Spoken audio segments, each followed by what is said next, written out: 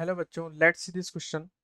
The condition that the line P is equal to x cos alpha plus y sin alpha becomes a tangent to x square upon a square minus y square upon b square is equal to 1 is.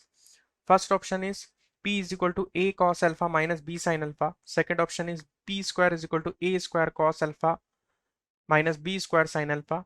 Third option is p square is equal to a square cos square alpha plus b square sin square alpha. And fourth one is p square is equal to a square cos square alpha minus b square sin square alpha.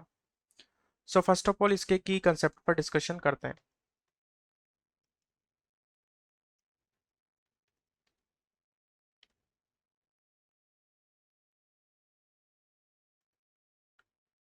So यहाँ पर हमें एक line given है और ये line इस hyperbola की tangent होगी जब c is equal to plus minus under root a square m square minus b square होगा. So we know that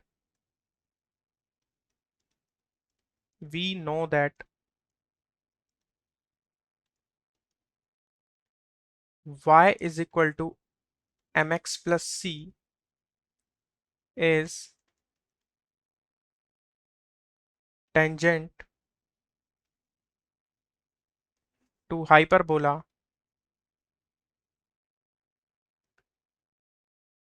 x square upon a square minus y square upon b square is equal to 1 if c is equal to plus minus under root of a square m square minus b square. सो ये condition अगर होगी तो कोई भी line उस hyperbola की tangent होगी. सो इस कॉन्सेप्ट का यूज करके हम इस प्रश्न का सॉल्यूशन करेंगे. सो आ जाते हैं अब इसके सॉल्यूशन पर.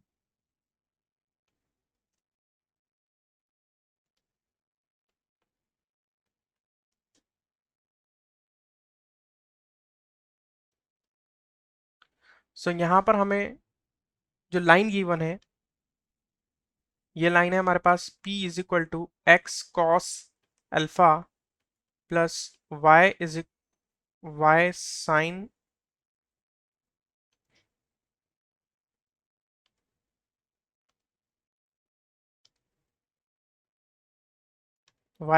अल्फा. सो यहाँ से ये लाइन को हम सबसे पहले y is equal to m x plus c की फॉर्म में कन्वर्ट कर लेंगे. सो इसलिए y का टर्म हम एक तरफ रख रहे हैं, बाकी सब दूसरी तरफ लेके जाएंगे. So y sine alpha is equal to हमारे पास आ जाएगा minus x cos alpha plus p. और यहाँ से y is equal to minus of cos alpha upon sine alpha into x plus p upon sine alpha p upon sine alpha आ जाएगा. So हमारी ये वाली जो लाइन है ये वाली लाइन टेंजेंट होगी हाइपरबोला की कब, जब c is equal to plus minus under root a square m square minus b square हो. सो यहां पर this line is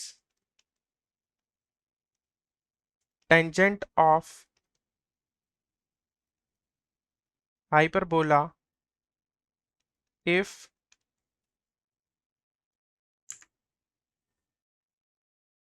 c is equal to plus minus under root of a square m square plus b square minus b square.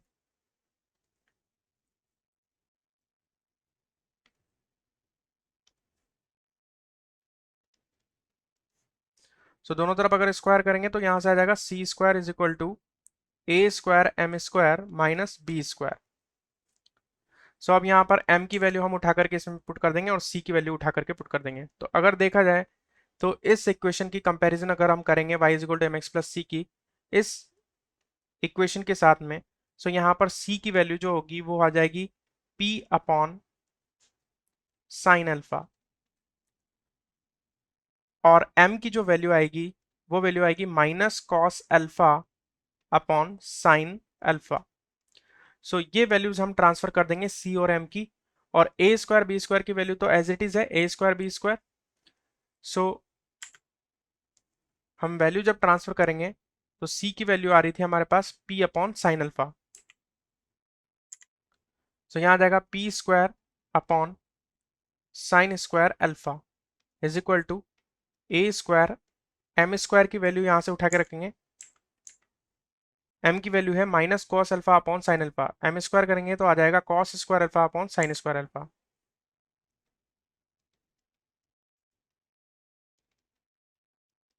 Minus b square. So इसे solve कर लेंगे। So p square upon sine square alpha is equal to a square cos square alpha minus b square sine square alpha. हमने यहाँ पर LCM ले लिया sine square alpha, और whole divided में आ जाएगा साइन स्क्वायर अल्फा। सो यहाँ पर साइन स्क्वायर अल्फा से साइन स्क्वायर अल्फा कट जाएगा, और हमारे पास फाइनली आ जाएगा p square is equal to a square cos square alpha minus b square sine square alpha. So this is our final condition.